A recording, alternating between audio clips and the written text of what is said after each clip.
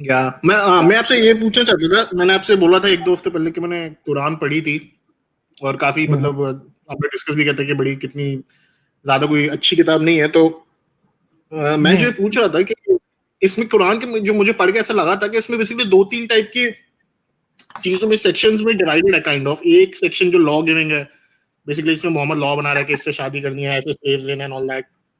दूसरे में पूरी बाइबल स्टोरीज हैं कि जो बाइबल से स्टोरीज उसने चोरी की थी, और तीसरे में बेसिकली ये है कि भाई जो गैर मुस्लिम है वो जहन्नुम में जा रहे हैं सारे एंड ऑल दैट। तो बेसिकली जब मैं पढ़ रहा था ये कुरान इतनी ज्यादा मतलब मैं आपको, you must know Robert Spencer, right? Robert Spencer जो है, जो जिहाद वॉच वेबसाइट चला रहे हैं, उन्होंने किताब लिखी है कि मोहम्मद की एग्जिस्टेंस पे भी वो डाउट करता है, जो मुझे तो बहुत ही मतलब मैं भी करता हूँ। लेकिन आपको नहीं लगता ये थोड़ा ज्यादा हो जाएगा क्योंकि इतनी ज्यादा एम्बैरेसिंग फैक्ट्स कि ज़ैद नहीं, से जो शादी ज्यादा नहीं है। क्यों? We don't know if he even existed.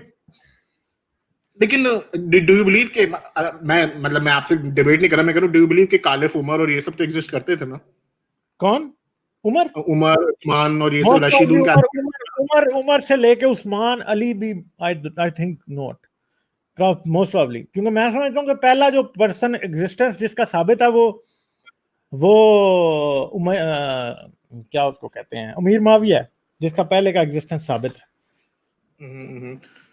लेकिन आपको नहीं लगता कि जिस तरह के एम्बैरेसिंग फैक्ट्स कुरान में और जितनी एम्बैरेसिंग स्टोरीज है मोहम्मद के बारे में, it is highly unlikely like कि बहुत ही ज्यादा कॉन्स्पिरेसी नहीं हो जाएगी ये कहने कि मोहम्मद एग्जिस्ट ही नहीं करता था? लाइक मुझे तो बहुत मुश्किल लगता है बिलीव करना कि कोई अगर शख्स एग्जिस्ट करता भी था ना तो उसने कभी नबूवत का दावा किया था, ये साबित करना बड़ा मुश्किल है।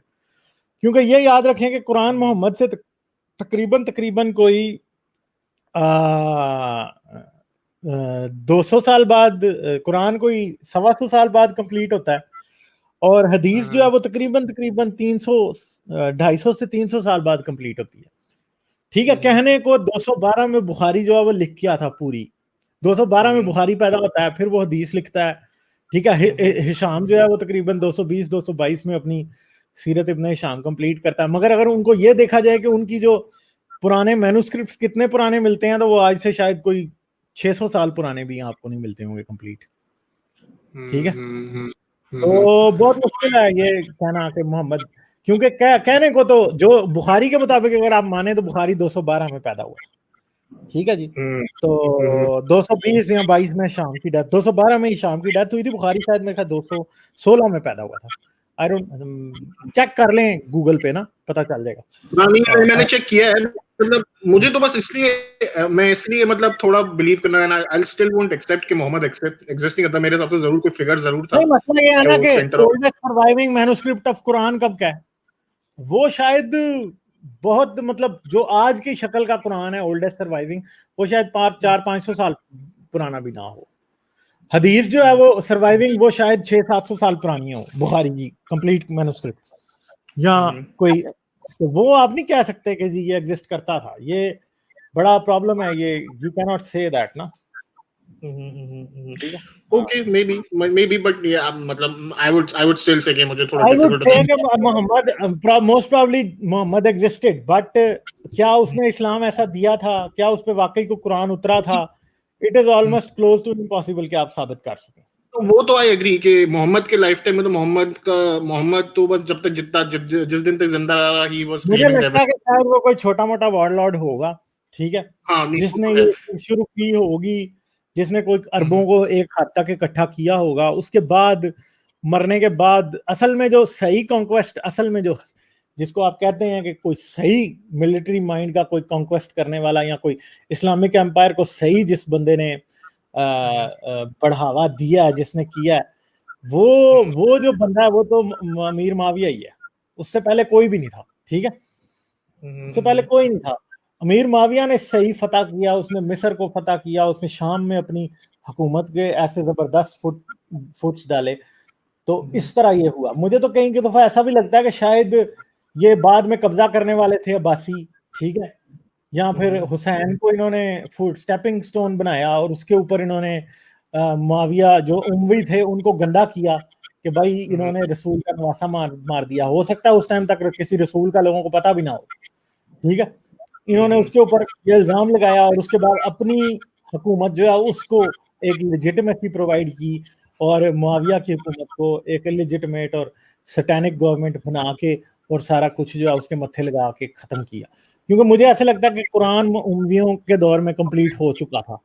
खास तौर पे हज्जाज बिन यूसुफ आई थिंक के असल क्रिएटर कुरान का वो था, मुझे जहां तक लगता है। फिर उम्वियों के दौर में फाइनलाइज होता है। इन्होंने बाद में कुरान भी चेंज किया है, हदीसें तो फिर सारी ईरानियों ने लिखी है ना। बुखारी कौन था? हाँ, हदीसें तो हर चीज को जस्टिफाई करने के लिए बेसिकली लिखी है ना, कि वर्ड्स जस्टिफाई कैसे करना है उसको। देखें, हदीस में यूं लिखा होता है फलाने ने फलाने से फलाने ने फलान धमकाने से कहा और हम तक बात पहुंची। मसला ये है कि हम ये कैसे मान सकते हैं कि ये फलाने ने धमकाने से और धमकाने ने फिर फलाने से कहा? हमें नहीं पता कोई भी बात। ये सनद लिख देना जी, ये हदीस आयशा से मरवी है।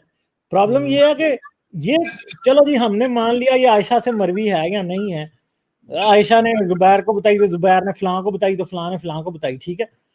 हम ये क्यों मान लेंगे जो आपने ये एक सेंटेंस शुरू में लिख दिया हदीस के वो सही है कि ये फलाने ने फलाने को वाकई बताई थी। हालांकि मसला ये है कि आज हमें एक बात बड़ी कंफर्म भी हो चुकी है। वो पता क्या बात कंफर्म है?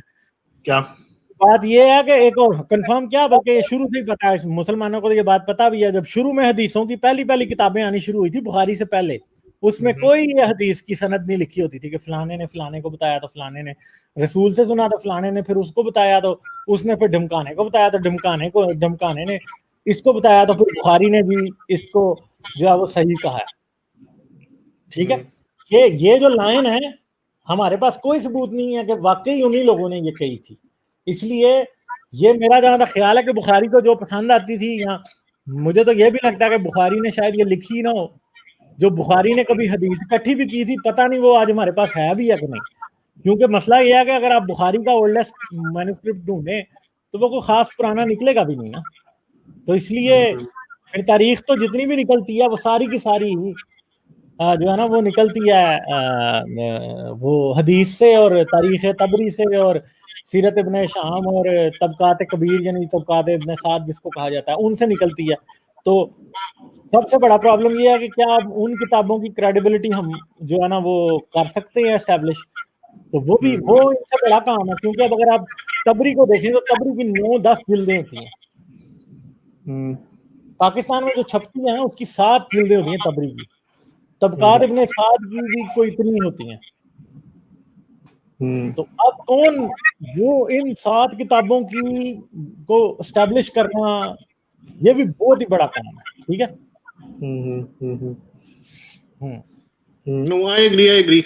लेकिन मुझे ऐसा लगता है कि लाइक जो आप कह रहे थे कि हो सकता है मोहम्मद एक बेसिकली वॉरलॉर्ड टाइप का था और उसने इनिशियली एक छोटा सा एक एरिया कॉन्कर कर लिया। क्योंकि कुरान पढ़ के ऐसा लगता है कि बेसिकली क्योंकि जैसे अल्लाह का जो कॉन्सेप्ट है, और आई थिंक मैंने लास्ट टाइम डिस्कस किया, वो बेसिकली वॉर गॉड है।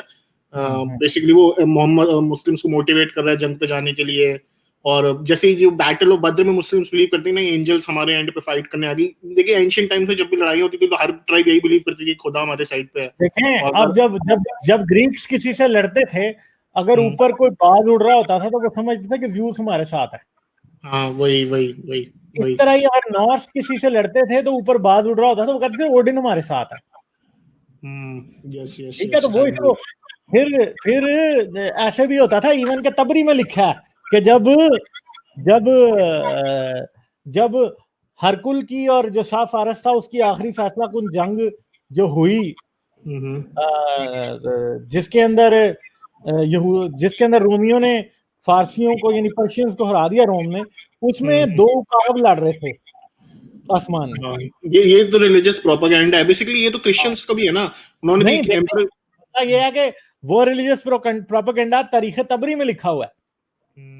तो जी एक उकाब ने जब दूसरे उकाब को मार दिया तो रोमियो ने नारा लगा दिया कि भाई हम जीत जाएंगे। अब वो साइन पता नहीं किस तरह का था, मुझे भूल गया हुआ, मुझे बड़ा अर्सा पहले मैंने पढ़ा। नहीं, लेकिन वो आप जो कह रहे हो वो बात एम्परर कॉन्स्टेंटाइन जो था, जब वो पेगन्स हुआ करते थे रोमन, उसने भी यही बोला था। उसने अपने चर्च के बोलते कि उसने क्रॉस का सपने आसमान में क्रॉस नजर आया, क्रॉस करके उसने कर दिया। वो बैटल ऑफ मिलवियन ब्रिज में उसने आई थिंक उसका जो ब्रदर इन लॉ था मैक्सेंटियस उसको हरा के, तो उसके बाद ही वो क्रिश्चियन बना। उसको लगने लगा कि भाई क्रिश्चियन गॉड जो है पेगन गॉड से ज्यादा ताकतवर है। एंड तो आई थिंक उसी के थ्रू तो आई थिंक इस्लाम के अंदर, कुरान के अंदर भी ऐसे ही कॉन्सेप्ट्स आते हैं कि भाई अल्लाह जो है वो ज्यादा ताकतवर है दूसरे खुदाओं से, और बेसिकली वो देखें, इन्हीं मैं आपको एक ट्राइबल। बड़ी सिंपल सी बात बताता हूँ कि ओल्ड टेस्टमेंट अगर आप पढ़े ना गौर से, तो आपको एक बात समझ आती है कि ओल्ड टेस्टमेंट में कहीं भी इस बात का इनकार नहीं किया गया कि दूसरे देवता नहीं है। हाँ हाँ, आई एग्री, आई एग्री। वो कहते हैं शुरू की हमारा शुरू याहवे सबसे ऊपर है। बहुत लेट आके ये मूसा क्या, ये दाऊद क्या, इवन के शायद बिल्कुल लेटर जो ओल्ड टेस्टमेंट है उसमें आके ये कहा जाता है कि हमारा खुदा ही वाहिद खुदा है। उससे पहले तो ये भी नहीं कहा जाता कि जी जो है ना कि दूसरे खुदा नहीं है। वो ये कहते हैं कि हमारा खुदा जो है वो दूसरे खुदाओं से ज्यादा ताकतवर है। हमेशा बनी इसराइल ये कहते थे, ये नहीं कहते थे कि दूसरे खुदा है नहीं। वो मानते थे ये बात कि दूसरे देवता दूसरे खुदा हैं, बट दे नेवर, मतलब जो है ना। हाँ, या आई एग्री। वो बेसिकली वहीं से वो जूडाइज्म का, उनका याहवे को उन्होंने बेसिकली बनाया कि हमारा खुदा के साथ हमारा कॉन्ट्रैक्ट है और उसने हमारे साथ एक कोवेनेंट बनाया है एंड ऑल दैट स्टफ। उसी के थ्रू फिर, क्योंकि वो ज्यूज बीच में लाई करते थे, रोमन्स ने अडॉप्ट किया, फिर क्रिश्चियनिटी बन के आई पूरी, और उसके थ्रू फिर अगर क्रिश्चियनिटी ना होती तो इस्लाम भी नहीं आता। नोटिफिकेशन मिस ना होने पाए। इसके साथ साथ मुझे और मेरे चैनल को सपोर्ट करने के लिए पेट्रियन पर मेरे चैनल के मेंबर बने। इस वीडियो को लाजमन लाइक करें और कमेंट में अपनी राय का इजहार ज़रूर करें ताकि आपका फीडबैक मुझ तक पहुंच सके।